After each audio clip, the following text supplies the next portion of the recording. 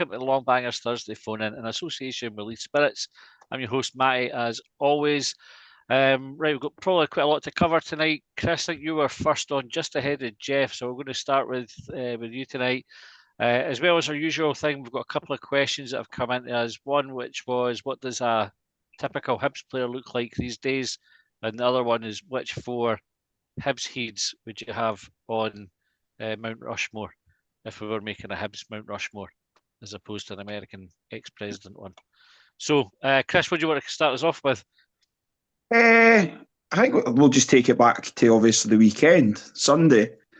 Easy way to start. Like, I think, do you know what? It's the first time I've went to a game in months where I've went like, see, even if we get beat today, absolutely nobody can laugh at us.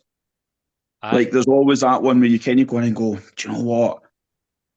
Somebody can laugh at us, whereas that Aberdeen goal that I think we were all pretty much Rangers goal, sorry, that we're all pretty much cheering, was good enough. They kind of laugh at us because they got pumped the week before. Hearts kind of laugh at us because, well, they're just bottom six riffraff. So I was like, I went into the game like just going, do you know what? We can just go and play our game. And I think ultimately the team pretty much showed that. I think bar maybe 10 minutes, 10, 15 minutes in the second half, where I kind of just thought we were maybe a wee bit complacent. Like, there was just some things that were happening. Like, I watched Iredale maybe misplace a couple of passes or take too long with the ball. I felt like we were just comfortable. Rocky absolutely bullied Simon Murray like he was just like a wee schoolboy. And it's probably the most comfortable we've been in this whole run. And it's the one where I went like, this team's there for the taking. And I was glad we just went and battered the team for once. That's kind of been the icing on the cake, because we've not really just went and took a team to bits over this sort of 4-month period. Aye. I thought it was good that we took the 4 goals off them, Chris. The fact that they took 4 off us last time when we were up at Dens, to kind of do that back to them was a nice bit of symmetry. Did you have any worries going in? The fact that this, we had the big crowd, there was all the pressure went onto the team because Aberdeen conceded late. Yeah, always. I think I've mentioned it a few times where I always kind of feel when Hibs do any sort of incentive or we have this big crowd, the team just always seems to then kind of falter and we're left with a wee bit of egg on our face. But I think with this team now, I just think there's probably reflecting Graham himself as a player, there's a lot of resilience around this team now. There's a lot of, they'll not be bullied. They'll not sort of buckle under any sort of pressure. And I think that bodes well for us moving into these last 5 games. I think that's really where we are now. Was there a player that stood out for you? I found it really hard to try and pick a man of the match on Sunday. Do you know, I think you're right. You're probably looking and going, I would probably say that I'm going to say 8 players that probably could have picked it up. And I'm really being harsh in saying I thought Boyle was pretty poor, like the poorer of the players. Same with Hoyle, I thought first half was a bit average. And then I know Smith was kind of putting team of the week. I'm like, he literally had nothing to do for the whole game. So I'm looking at the A3 going, and that's me being really critical. I actually enjoyed watching Levitt, if I'm being honest. And I felt he allowed Trantis to push on a bit. And Levitt just sat there and just sprayed the ball about, kept it moving. And some of his passes, he can just ping a ball and you're just watching going, it's just a delight to watch. I thought one thing that really impressed me, and I can't remember if we spoke about it on Sunday, was the work rate for the team. It was like a game right for the word go. The players were at it. When we lost the ball, there was 3 players chasing it down. Like, we got the ball back quickly and all that kind of thing. Do you think that comes with confidence, Chris? Is it like we maybe didn't quite see that so much at the start of the season? I think so. I think ultimately it's a bit of both. I think, as Gray's kind of referenced, we had to go through the tough times. And I think that's made it, and we all know it's made the club tighter, it's made the team, the unit tighter.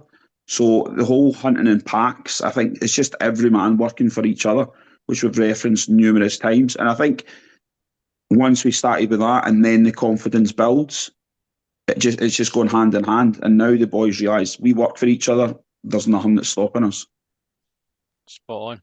Right, but just before I go to Jeff, then the two questions that we had. Right, so your four heads for Mount Rushmore. Somebody, I think it was Davy Graniel, suggested it would be Arthur's Seat rather than Mount Rushmore. So if you'd put in four heads on the Crags, who are the four Hibs heads? Well, I'm just going to take it as players that kind of I've seen, obviously, because we could go back. But I think for me, Pat McGinley, loved him, absolutely loved him as a player. Just a complete midfielder, somebody you'd want. Could get you a goal, could dig in, win a header, whatever, hit somebody if you wanted.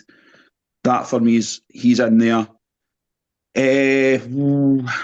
John Hughes, again, big yogi, hard as nails. Another one, just Hibs. David Gray has to go in because he's given me the greatest day of my life. So he has to be there. And I think the last one, and it'll be controversial because I'm probably going to leave out boys like Soze, and I know that's a bit mad. But I just kind of want boys that are just hard at it all the time. So it's a bit mad.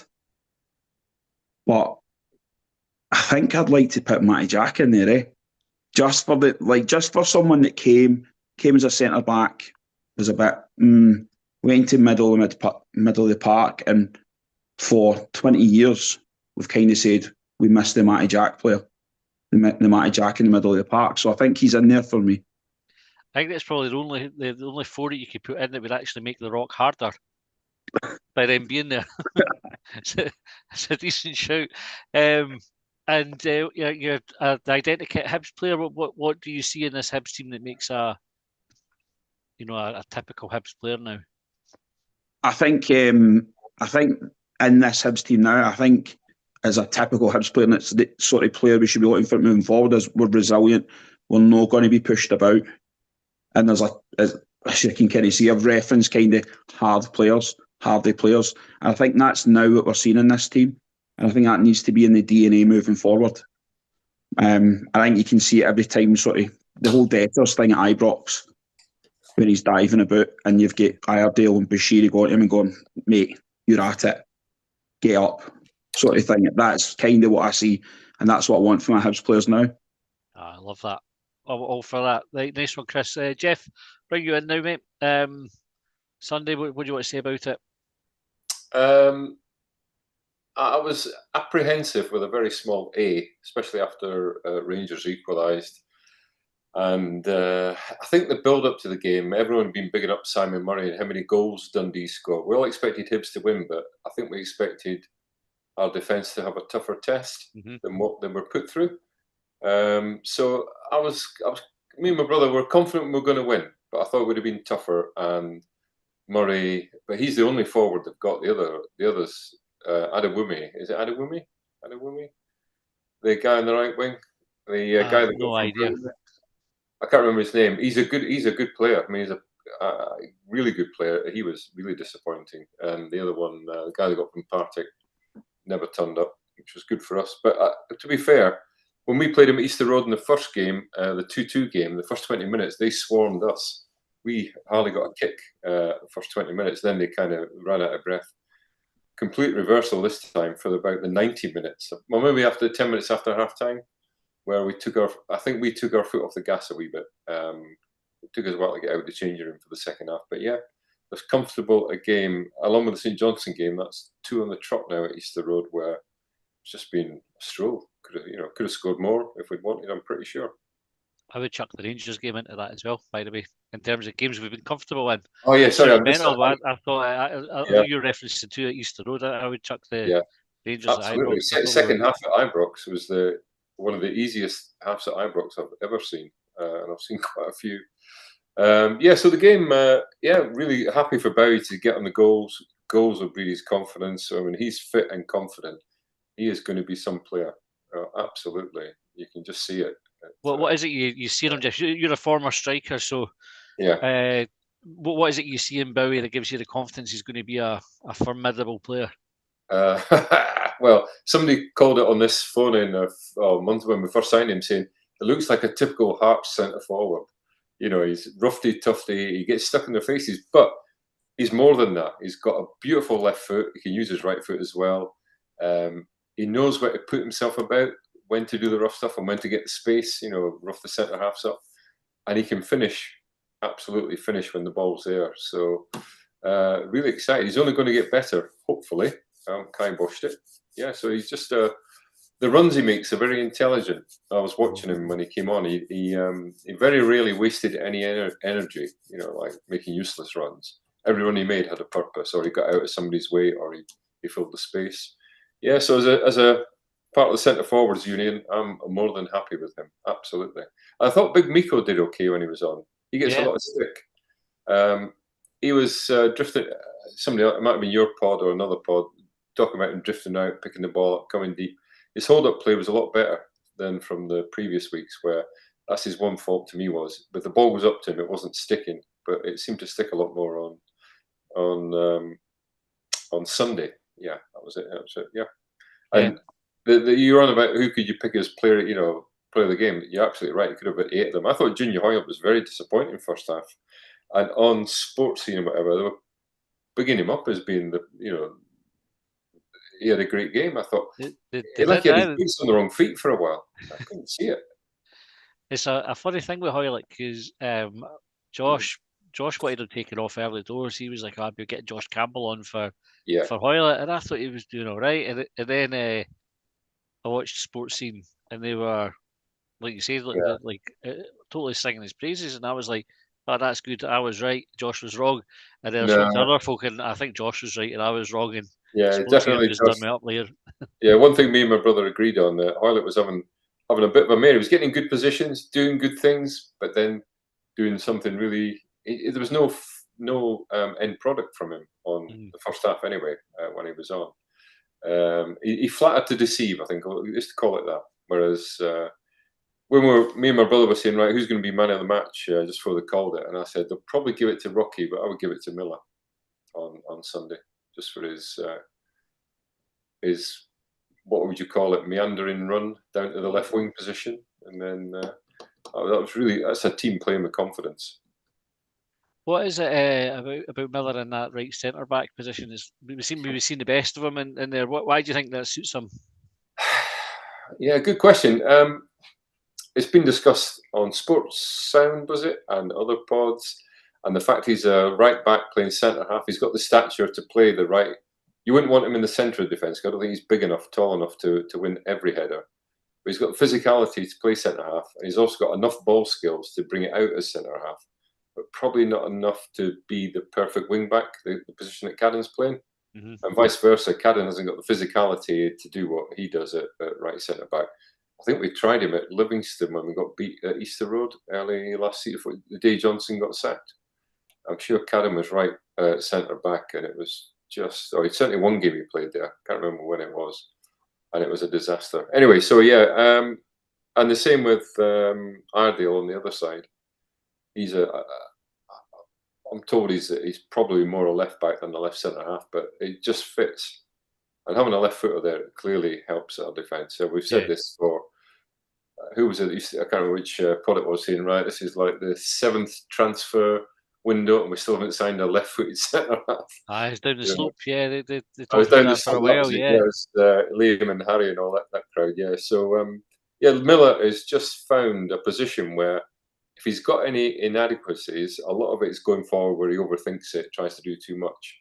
I think it absolutely suits him, right centre half, and get him signed up, please. And you mentioned when you first started talking about the game, the expectation was that Dundee were going to cause us some bother. They've been scoring loads of goals. We talked about it in the preview show on Friday when we pulled up the form table. They had scored as many as we had. They didn't really get a sniff all game. What do you put that down to, Jeff? I think we worked harder than them. We've got better players. Generally, majority of our team are better than their team. That's a given. One or two exceptions. Would we have Murray in our team? Maybe, that sort of thing. But we just seem to work harder compared to the first game of the season and the game at Dens Park. we bullied them. And you were on about hunting in packs. It was very evident on the East Stand side where we were. There was a couple of times where 3 players, 3 Hibbies round one of their players when he was trying to get rid of the ball. And it made our life a lot easier. So I think we just worked harder, coupled with the confidence and the fact we're a better team, which is proven by 17 unbeaten. It is 17, yeah. 17, yeah. So I just think, and they're a team who, albeit they're on a better run of form, it only takes like Rocky's goal to knock it out of them. The confidence. They're like, oh, here we go again. How many are we going to lose today? Let's just try and keep it tight. And yeah, they were disappointing, which I'm glad. But I think we made them look disappointing by the work rate, and every player was on their game, apart from maybe Hoylett and Martin had Boyle had a few times where he was cutting across. He just wanted to pull the trigger or do the reverse pass to whoever was playing up front with him, who was free, and he just dilly-dally. He never really got his shot away. About 3 times, I think it was. Yeah. So yeah, just work rate and being a better players and confidence. Okay, on the comments, Green Tea said, thanks, Jeff. Thought Hoylett was poor, but everyone was raving about him on TV. Yeah. Also, Green Tea for the 4 players for Mount Rushmore. So David Gray, Gordon Hunter, Louis, and Ali McLeod, and we'll take Louis Stevenson. Kenny said Cormac, Stanton, Latipe, and Gray. Who would your 4 be, Jeff? Well, I'd written a few down. So I've got Stanton. Just, yeah. I've got David Gray, for obvious reasons. I've also got Joe Baker, question mark. I saw him at the second spell. I didn't see him his first spell. I'm not that old. But he was, probably, he's a question mark. I've got Paul Hanlon. And the wild card is Albert Kidd. You could just have him put his moustache on somebody, just as a wee reference. Just Albert Kidd, just for the fucking shithousery.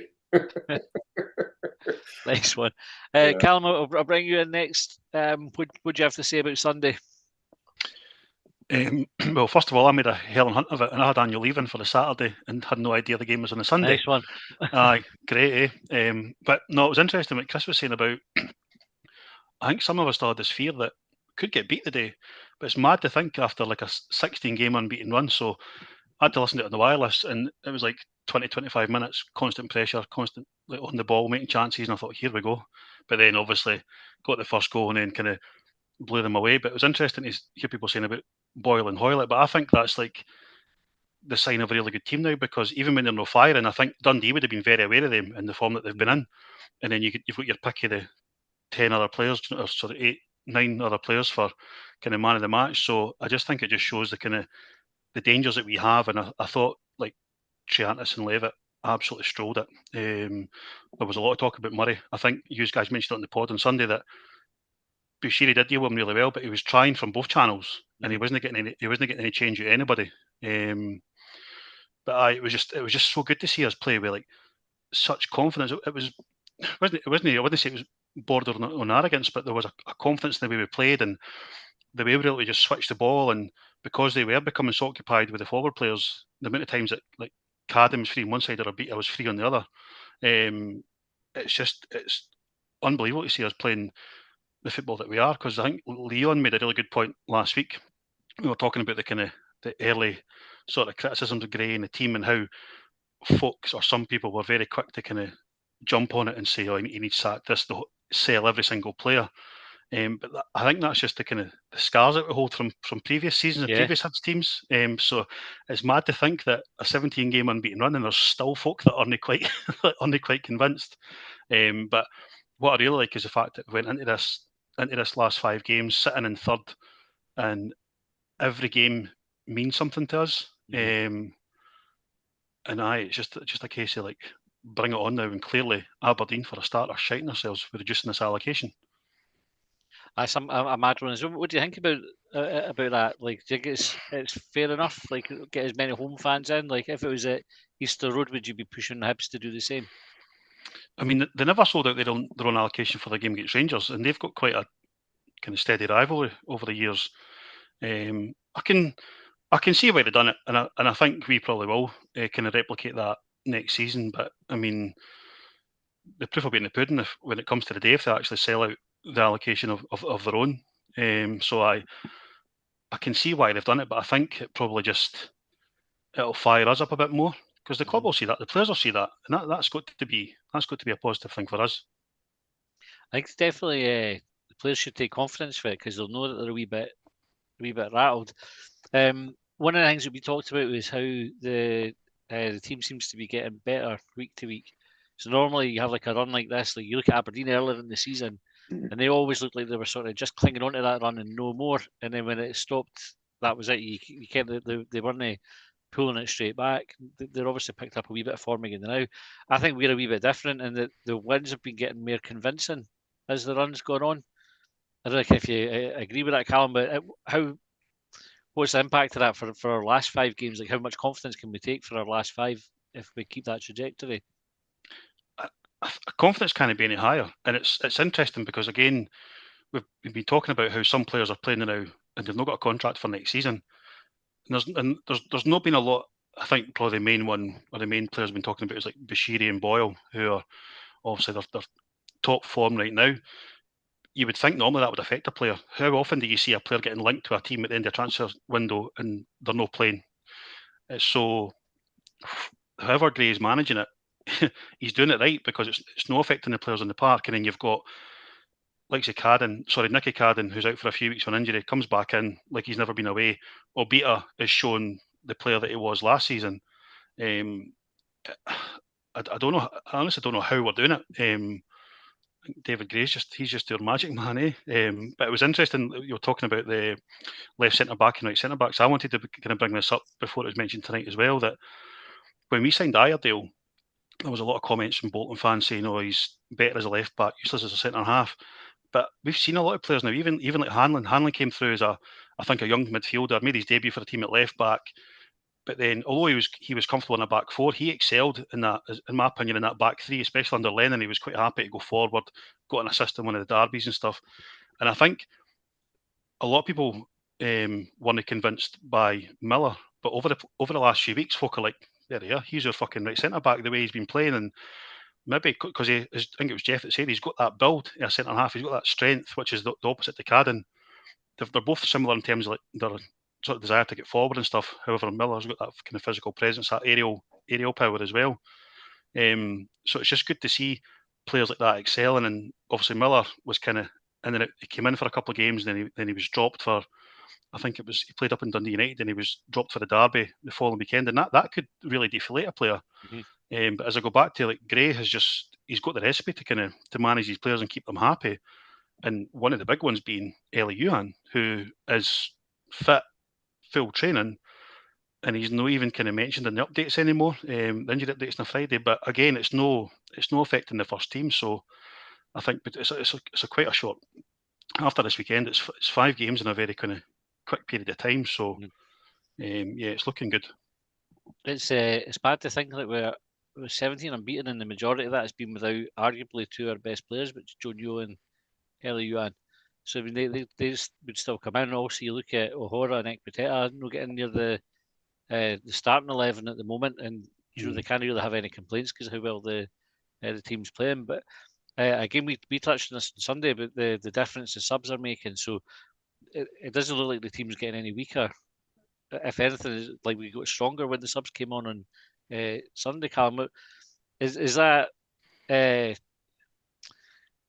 that down to what you're talking about there about like Gray keeping everybody motivated, so when the players are coming on, they're fired up for it? Aye, and I think it helps as well. I would, again, for my own opinion, I think the catalysts in that are like say Junior Hoylett and Dwight Gale. They're coming towards the end of their careers. They're not necessarily going to demand to play 90 minutes every week. They're going to want to play, of course they are. They're professional football players. But when you're bringing Gale on and you're taking Hoylett off or whatever, they're handing him the armband. And if you look at I was looking after the game at the interactions on social media and on Instagram, and all the players under Gale's post, like one more year, and also asking like Bashiri to sign the contract. So I think when these players are setting standards, they're not just coming on for around about 15 minutes into the game. And if you look at the movement I think it's for Gale's goal, he comes short, Bowie goes in behind, and it's actually very, very clever. And it's something that maybe we've not seen in Bowie because we've seen him as this kind of physical, powerful striker that's going to rough up defenders, but he had the awareness to kind of go in behind Gale, pick the pass, and obviously the touch and finish was sublime. So I just think we've got, going back to that old thing about the characters and the mentality. If these guys are setting the standards, I think even the likes of Nicky Cadden, who's not as old, but he spoke after, I think it was that Drab St Mirren game at Easter Road, where he says that players need to be honest with themselves. I just think when a dressing room kind of leads, there's maybe David Gray doesn't have much input kind of Monday to Friday. His job's on the Saturday, or on the training pitch, but the players are obviously kind of leading by example in their own right. And as you say, we're missing our captain and leader, who by all accounts has had a big say in terms of like pulling team meetings, cancelling Christmas nights out. So it's very rare that you've ever got a team that's so driven to the same thing that they all buy into what the club and the manager and that's looking to achieve. Spot on. Right, your identikit Hibs player, what are they looking like? Just a horrible hard bastard that hates the Hertz. Nah, I'm only kidding. When you were talking about the Mount Rushmore players, I think back to when I first started kind of going regularly, and my players were like Paco Luna, Ian Murray, Grant Brebner, guys like that.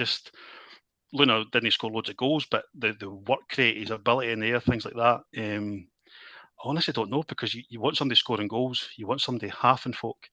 You'd want a bit of everything, like a John Hughes, John McGinn, and maybe like a Pat Alinan up front, just a horrible hard bastard.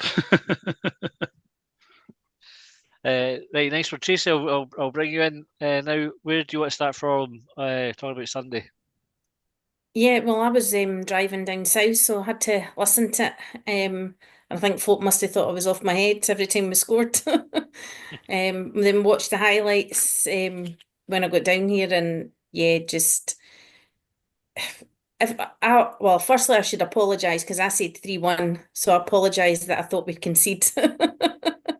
And I was really confident, but then as the days were getting closer to it, people were getting, oh, I think we're overconfident, and oh, I'm really worried. And I was like, for God's sake, now I'm getting worried. And of course, I hadn't heard before I left that Aberdeen had drawn with Rangers. I didn't realise, I thought it was still 2-1. So that got me even more excited. I was like, wait, it doesn't actually really matter what we do, but obviously if we win, that's even better. We've gone out and performed, and we put ourselves 3 points ahead. But yeah, just when I watched on Sports Scene, just the energy for the team, the passing, the movement, everybody's fighting for each other, everybody knows where each other is. Doesn't matter if you start the game or you finish, you come on as a sub, everybody's putting in a shift.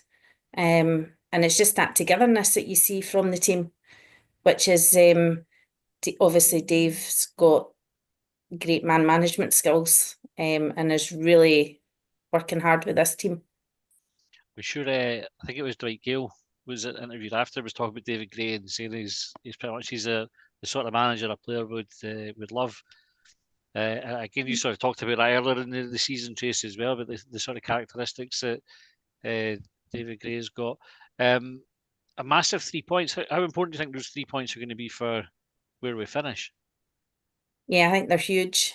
Because we could have gone out there, and as people said, even I noticed on social media, people were saying, years gone by, that would have been a draw or a loss for us, because that was just our mentality. But he's obviously, and I don't think we've seen this since kind of when Lennon first came in and really drove that into the players. So it's good to see that, they're just going out to win, basically. No other thing for it. And hopefully they get the result, but they're all fighting hard, and they're playing out their skin. It's great to watch the team. Like, it's actually really good football to watch. It's not like we won ugly either. The old cliches about the table doesn't lie. So we're sitting at the split, third best team in the country. Everybody other than Rangers and Celtic are chasing us.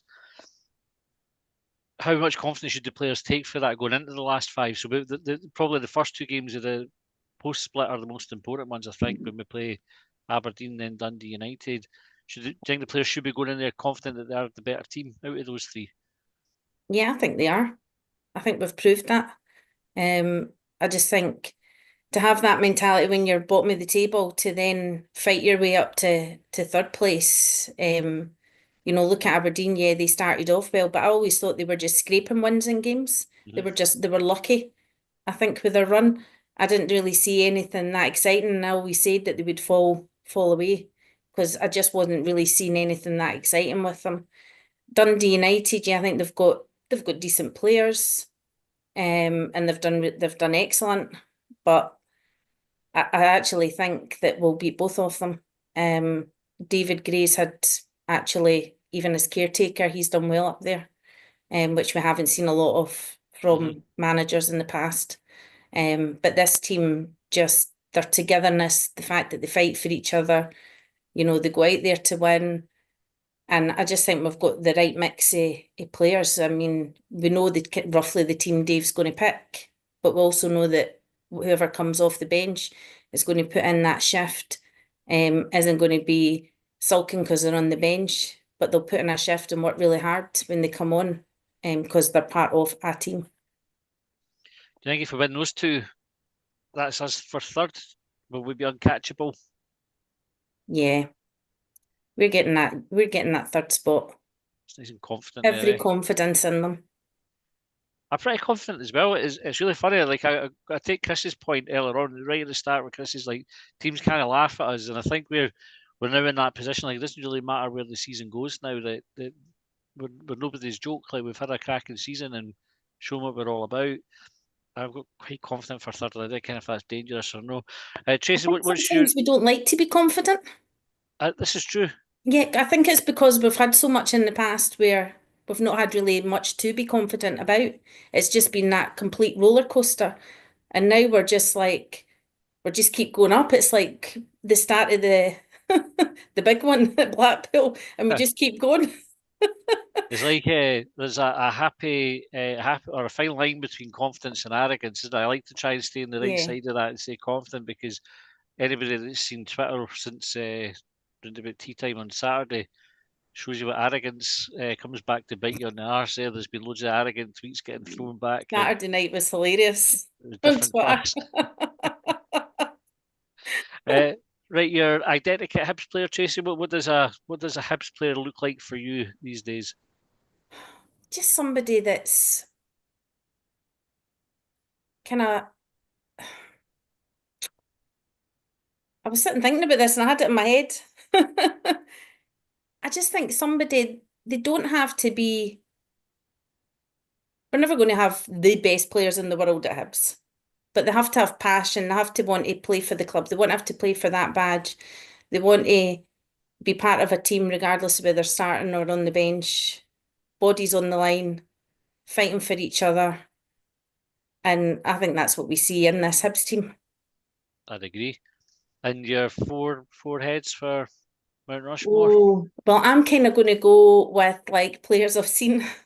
So my first one, which was my first picture autograph, was Gordon Jury. I don't even think it was a colour photo.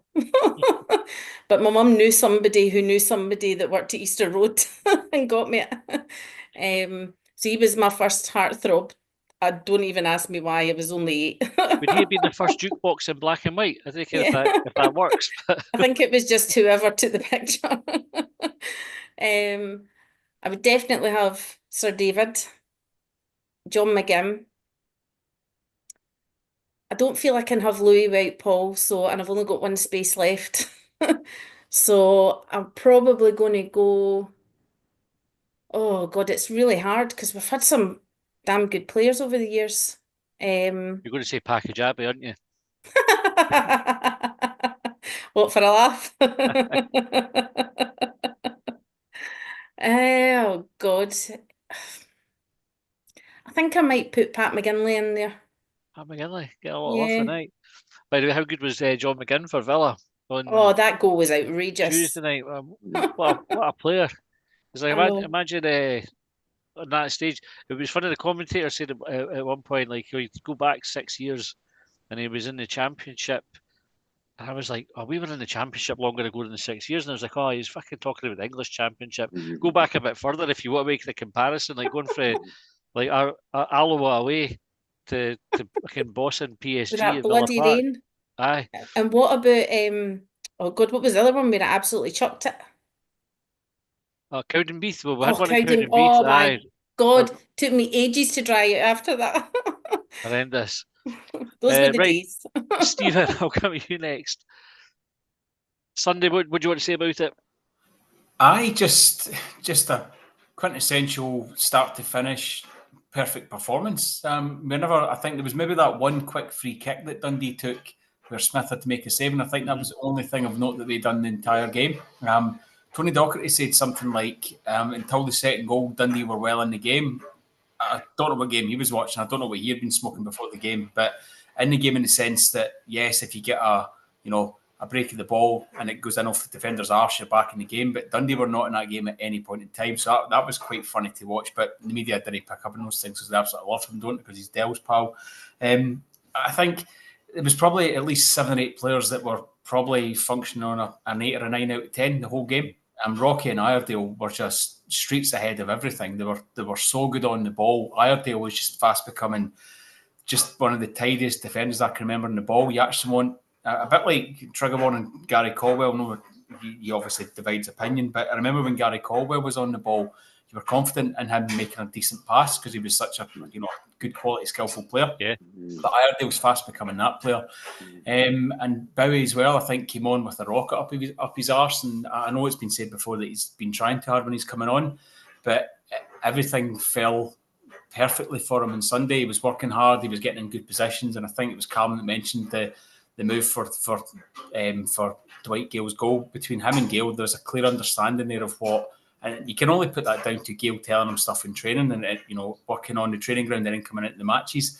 But as hard as Miko worked, case in point, the one really good chance he had in the first half, the first touch was absolutely stinking and it's put him way wide, and he's not. I mean, he's got a good shot away, but if that first touch is better and it's the same shot as a goal, but I don't think you fancy him to get the good first touch and the shot away every time. So I'd probably start with Bowie against Aberdeen. He's too good to keep for 30-minute cameos, and I think he's showed in the brief spells that he's come on that he's more of a danger than Miko is. So I would start Bowie.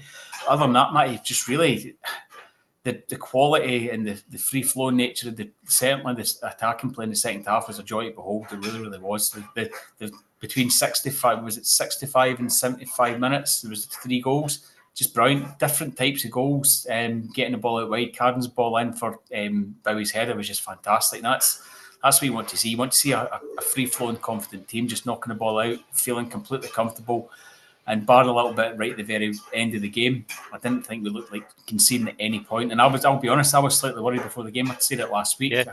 We'll go 3-1, but only very, very late. Same as Tracy. I don't know why I thought we'd ever concede because they were rotten, absolutely rotten. Were they rotten because we were good though? Yes, absolutely. I would agree with that. I thought before it went 2-0 and then 3 and then 4, they were kind of playing within themselves. I know Tony Docherty said after recent games that they concede far too many goals. He's obviously well aware of that. So I thought they tried to be a bit more cagey, a bit more stable, but they obviously nullified their own goal threat by doing that. But yeah, I would agree entirely. It was down to us it wasn't Dundee being poor as such. It was more so we were that good, we made them look poor.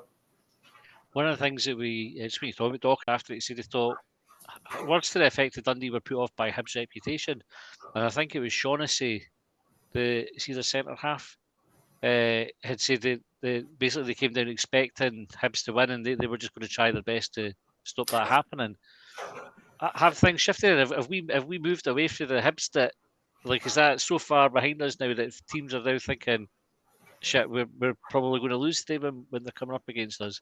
Yeah, it's quite a strange comment. I would say like a style and a run of form. I wouldn't really say it's a reputation. It was an odd. I get what he was trying to mean, but it was a very, very odd choice of word. And if Shaughnessy came out and said we came down here expecting to get beat, if I was a Dundee fan, I'd be absolutely raging at one of my players. And I think he might even be their captain as well, has said something like that. That's an outrageous statement to make, albeit in terms of the league table, third versus second bottom, people might think, Hibs are strong favourites to win, but if your player's coming out and saying that, get them right in the bin. That's an absolutely ridiculous statement to make for a professional football player.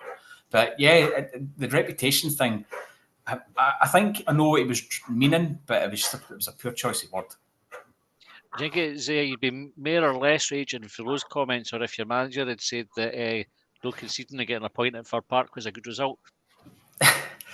Aye. Neil Critchley's just the gift that keeps on giving just now, isn't he? I think he's obviously doing the press stuff before Saturday, and I think he said that in my time, we would be comfortably top 6, but I'm sure I'd read somewhere the other day that he said they would have been third, and I'm like, what is it, mate? Is it top 6 or is it top 3? Like, can the guy not count? Also, as well, I've seen something on Twitter that says that you shouldn't trust a guy that wears Umbro trainers, which I thought was a random comment, but I thought that's absolutely that's Twitter gold, that one. It's just it's a strange one all around, that guy. He really is. Umbro trainers comments a belter. Right, your identikit Hibs player. I'd probably say somebody, and I won't say a name because it's going to be part of the answer to the Mount Rushmore question. Somebody that likes to express himself, isn't scared to try and play the World Cup ball, a bit like a Scott Allen, somebody like that. Somebody that just gets Hibs, gets that it's a big club and that they could do a lot worse. And just I think in terms of the identity of the team just now, it's players that are willing to run through walls for their fellow players and the manager. So it's just somebody that's a hard bastard but can play a really, really good ball. And your 4 players? I didn't really need to think too hard about this. It would just be 4 Lewis Stevensons at different stages of his career, in a similar manner to the 3 stages of Elvis from Father Ted, if everybody is from Father Ted. Basically 4 stages with 4 different haircuts where he just goes from looking tidy to really, really sexy. But if I'm being totally honest, and Blackie's laughing and he knows my love for Lewis Stevenson, in terms of being serious, I'd probably go Darren Jackson because he was my first ever Hibs hero. As a 10-year-old, I cried my eyes out when he went to Celtic. I cried my eyes out as a 15-year-old when he signed for Hearts on loan, to then reveal he was a Hearts fan. So Darren Jackson, Soze and Latapy, because they're the first 2 players I can really remember from going to games regularly. And 4th one, I struggle with the 4th one, but I'd probably say, because of how good he was and how much I liked the goal against Hearts, I'd probably have to say Derek Riordan. Riordan's a good shout. It gets forgotten about in these conversations, but I could get right on board with those 4. I think similar sort of. I'm a bit older than you. I think that's safe to say, but absolutely loving Darren Jackson when he played for Hibs. He was kept us up pretty much. Him and Jim Leighton kept us in the league. Right, other John. I'll get you started off on Sunday. I was so relieved that we kept our own game and played with that sort of calm head, possession of the ball, and made a really poor press of Dundee look really silly. I mean, I was counting 4 and 5 players often in the Hibs half trying to press us down, and we just moved it to another centre half and went up the wing. I think we were good. I think we have to give ourselves credit there. But I was surprised at how open Dundee chose to be for the whole game. I was expecting much more Simon Miller, the only one up front on his own, and everything being much tighter behind him and just looking to catch us with a long ball up the top, trying to get Tiffany down one side, and I can't pronounce the guy on the other wing's name either. That's what I was expecting. I was expecting us to have a lot of the ball in their area. That's where you were looking for Hoylett to try and open up the spaces round about the box. But they allowed us to play the whole pitch, which meant there was so many times that we just broke through the spaces. 3-0 at half time wouldn't have flattered us. Gurevich's shot hits the post. He then puts one just past. Hoylett just misses the cross at the back post. I mean, there was so many where you're looking, going, that this is it. And I think, as everybody said, we had a drop for the first 15 minutes in the second half. But boy, did we find a subs bench. I mean, I think that's, for me, the best reaction I've seen to the bench coming on. Yeah. I thought we played well for the first half and we dropped, but they transformed the whole game. I mean, a game that was drifting away towards Dundee, you're only at 1-0. We've seen that story before, and if you don't get the second, the subs came on and we just started going forward. And Yeah, I think Bowie's right. He was going for a third goal in that game. The quality round about him. I mean, things like the three goals in the second half all came from us recovering or pressing. Yeah. And I mean, they have so I think the first one for Bowie, they've got a corner which we get out and we clear, which goes through their keeper. But because Boyle's immediately on top of the keeper, he punts it up. Miller is on his own, controlling the ball on his thigh on the halfway line. Now, where do you get that time and space?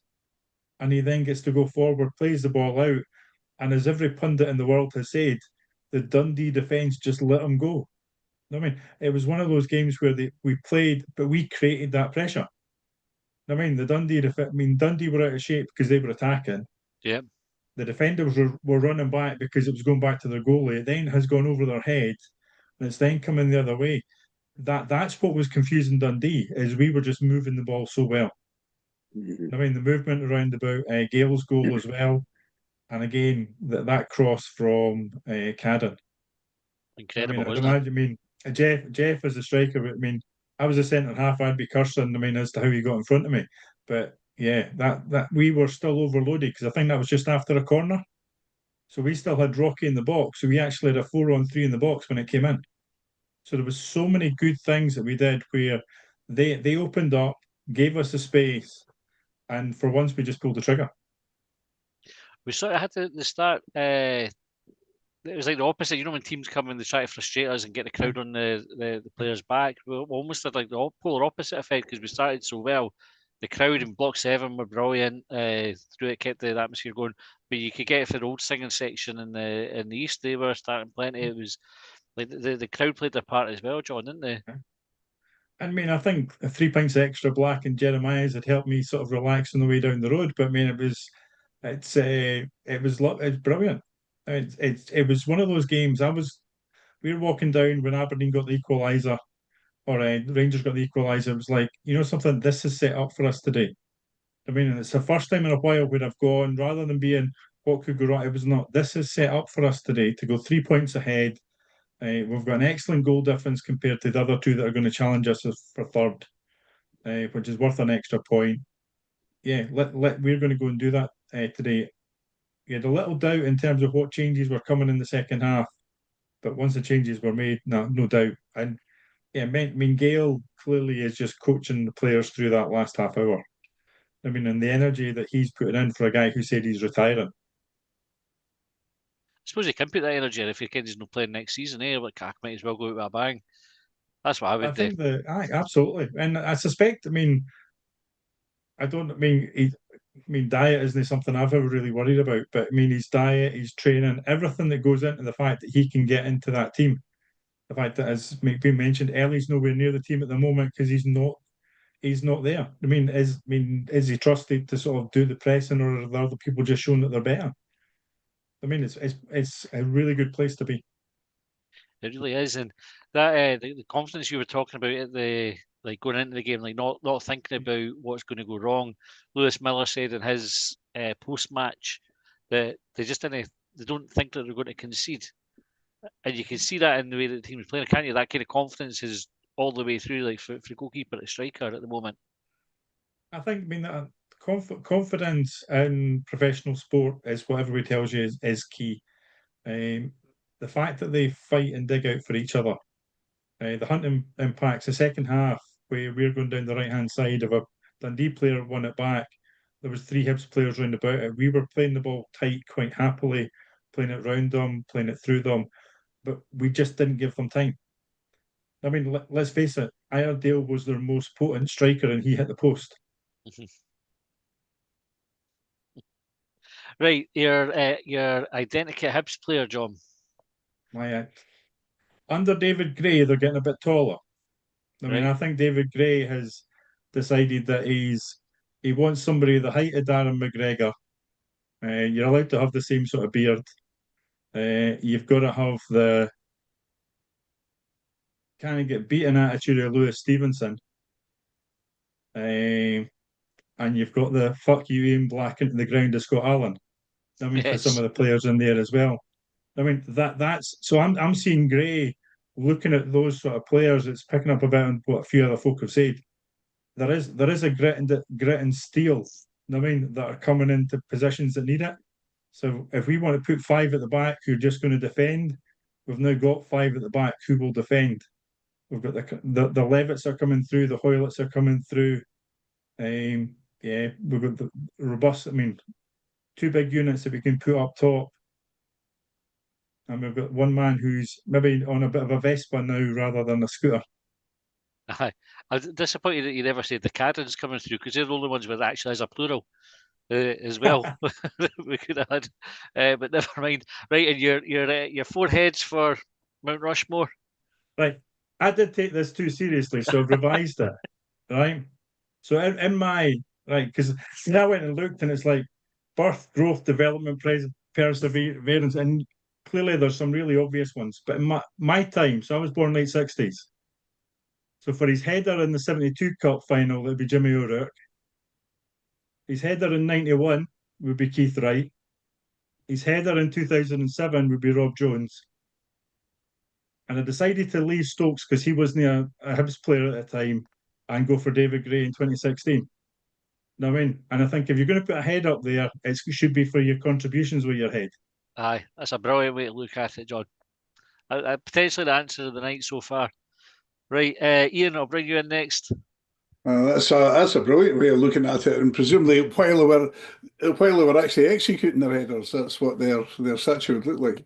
So I was in the Hibs club for a pint before the game, and I didn't see Joe, but I assumed Joe was there. But it wasn't as enthusiastic as Rocky's last minute goal against Aberdeen.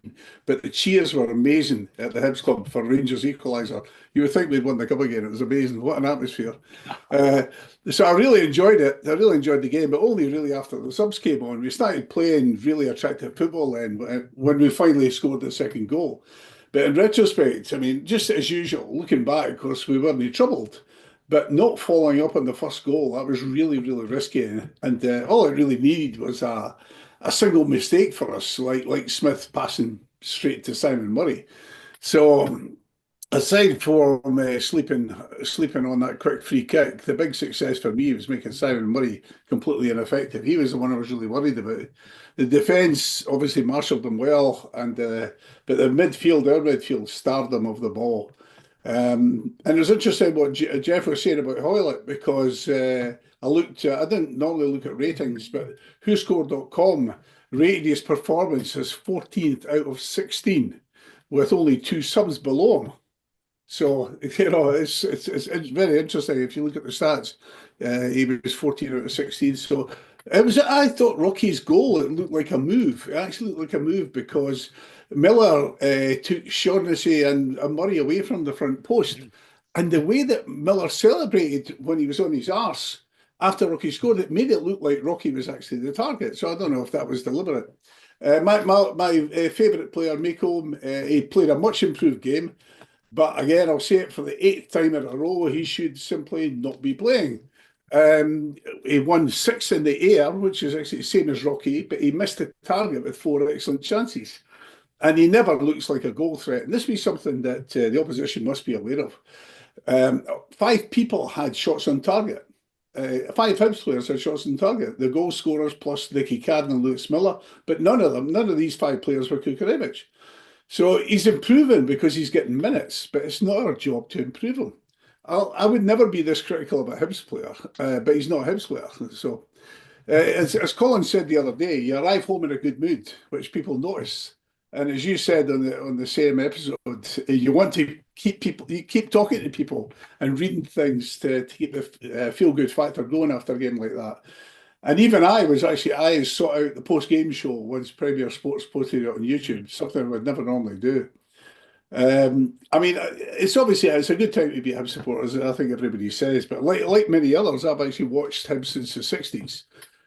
Because I was a teenager when Turnbull's Tornadoes were what was on offer, I've obviously got very fond memories of them. But they played more entertaining football than our current team. But equally, they lost a lot more games that they shouldn't have. So I've been really, really, really, really happy about the way we've been playing this year. as far as on that, Ian, sorry to interrupt you. I'll just ask, because I think you make a good point there in having a sort of a comparison to the Tornadoes. Obviously, the 17 games, the best run since the 1940s. How does this Hibs team compare to other Hibs teams that you've watched over the years? I've never seen a more effective Hibs team. Right, more effective. I've seen more entertaining Hibs teams. But I hate to say this, but the thing I really dislike about Celtic, well, one of the many things I dislike about Celtic, is that they take really good players and turn them into Celtic players. But if you look at the team that won the European Cup in '67, none of these individual players were brilliant, but they were a fantastic team. And that's what Celtic always do. Celtic turn good individual players into fantastic teams. And I think that's what we've got just now. We've got a very, very good team. Not with Ireland, not with any massive stars in it, just really good players. And that's better than we were in the 70s. And that's the reason why Eddie Turnbull started selling off all my favourite players. He started selling off the players because we didn't win the league. Right? That's why he started selling the players, because we didn't win the league, because he expected us to win the league. It's funny, my mates just told me as a Partick Thistle supporter, Meg was, again, Young Player of the Year at Partick Thistle, so Young Jag of the Year. On the identikit, I see us as very fit, the fittest I've ever seen a Hibs team. Skilled, very skilled, and like Stephen said, creative. They're all, I think a lot of them are creative. They're smart. I think I love watching smart football players, and also with a sense of humour, but fighting very hard for their places. And that is the first time I've really seen that in all the times I've watched Hibs, that we've got highly competent players keeping each other out. And I'm very impressed with that. And I don't think we should shy away from the fact that one of the reasons why Rocky's so good this year is because he's a full international, and he's been training with players who are much better than ours, and obviously the Australians. So they're full internationals. They're proper international players. As far as Mount Rushmore's concerned, it's funny that John said that he didn't take it very seriously, but that was quite a good answer. But I did take it seriously. So I'm assuming it's got to be representative of the club. So if you look at the George Washington, Abraham Lincoln, Thomas Jefferson, and Theodore Roosevelt. So Theodore Roosevelt's obviously got specs. He's got specs around Mount Rushmore. So I think we should be looking for players with the best features. I did actually think about the best looking, but Michael Wheelahan has obviously got a fabulous moustache. So Michael Wheelahan has got to be up there. Willie Groves, who I think was probably one of the best players in the world at the time, again with a moustache, a good moustache. And Gordon Smith, awfully good looking guy, even when John will probably remember this as well, and Joe will, when he came on the pitch, I think it was in '71 when they brought the famous five back.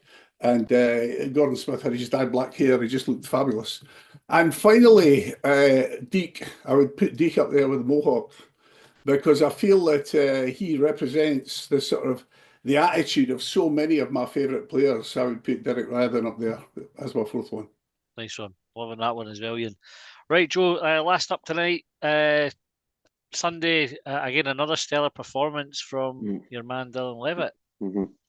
Can I start off by saying to Ian, the reason he didn't see me in the Hibs club before the game is I wasn't there. It was my granddaughter's third birthday, and we had a do for her at Davidson's Main, so I wasn't actually at the game. But I think most of the comments have already been said about the 4-0 has been long coming. We would all agree. And I'm not going to make any more comments on the game, A, because I wasn't there, and B, I think it's all been said on this podcast and earlier. What I would like to quickly say is two things. Yes, we want to be third, but there's something far more important than that. We've got to get a draw against Aberdeen, because that'll be the record. That'll be 18 games unbeaten. I think that's more, even if we end up fifth, as long as we get that bloody draw with Aberdeen away in the next game, that's terribly important. Yes, I know we want third, we want Europe and all the rest of it, but can you imagine, you could say in your lifetime, you saw the Hibs team that had the longest ever run unbeaten. So I think that's terribly important. Moving on, I think the other important thing I want to say is Hibs need to get the checkbook out and tie up some of the players they've got. We need to get Rocky tied up. We need to try and get Triantis tied up. I don't think his maiden club is going to get into the English Premiership. So get the checkbook out, pay $1 million or more for the 21-year-old laddie because we know what he can do. And the other thing is, to complete the Hibs team, apart from tying down those players, I think we need someone to play up front beside Bowie. And I'm going to say something quite controversial. I think Hibs should go back and go for the Dundee centre forward that we never got. We tried to get in a close season there, and we didn't. There's a fair chance. Joe, like if he never came last summer, do you think he would come this summer? Well, I'll tell you what. There's still a fair chance Dundee could go down. I know, they're ahead of St Johnstone in the stakes by a few points, but they were so bad from what I saw on the TV the other day, and they just seemed to throw the towel in. So, yeah, but I mean, if that Hibs team go on the way I think they might go on to be the longest unbeaten run, third, so we're guaranteed Europa League probably, especially if Celtic win the cup, which is highly likely. Why not? It's a really good point you make about strengthening. I mean, the Liverpool teams back in the day when I was growing up, their ethos was you strengthen when you're at your best. And this is this summer has been positioned since last summer as one where we're able to do a fair bit of good business. There'll be money available. How big a job do you think it is to strengthen the team from where it is today? Well, as I said, they've got to consolidate and hold what they've got. So give Rocky, I mean, if Hibs get to that Europa place, that's a big carrot in itself, but get Rocky tied up. Lewis Miller, give him the contract that he certainly deserves. Keep him. And I would get the checkbook, as I said earlier, and try and buy Triantis to make him a Hibs player. But as well as that, Simon Murray, I know a few Hibees might disagree with me because he knocked us back and so on. But can you imagine him and Bowie playing up front together? God, they'd be scary. They really would. It definitely would be a handful for defences. There's no doubt about that. I mean, a lot of physical and presence and work rate there. Tracy, you pop your hand up. Yeah, just on Simon Murray, I'm wondering if he rejected us because maybe he was still a bit pissed off at that last-minute transfer when he had to go to Dundee so we could get Scott Allen and Scott Beam went. Right, so I'm not Tracy. sure if maybe that. Over that, the big bear. I'm not sure if maybe he's still a wee bit pissed off with that. Maybe. Right, Joe, you're just conscious of time. I'll get your identikit Hibs player. My identikit Hibs player is a big, strong centre forward. Somebody that's going to score goals, bang the goals in. My best looking Hibs player, by the way, was Joe Baker. Gordon Smith was good looking, but Joe Baker, because before he had that horrific car crash a few months after he left Hibs and broke his nose and everything, he was a really good looking guy.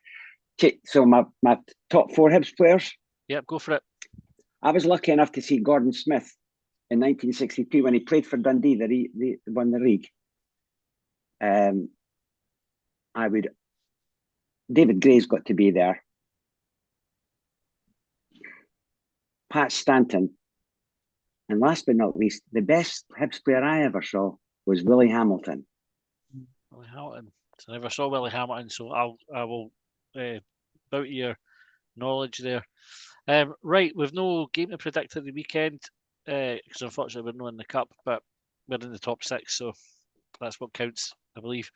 I appreciate you all coming on. We're a wee bit past time of the night, so I'm sorry if I kept you back past your bedtime. Thanks to everybody who put comments on YouTube. Sorry I didn't have time to get to you all. Obviously no preview show on Friday because there's no game, but we will be back on Sunday, Colin and I think what we'll be talking about, but we will be talking about some stuff related to Hibs. So we'd love to see you there. In the meantime, thanks for tuning in, and we'll see you next time.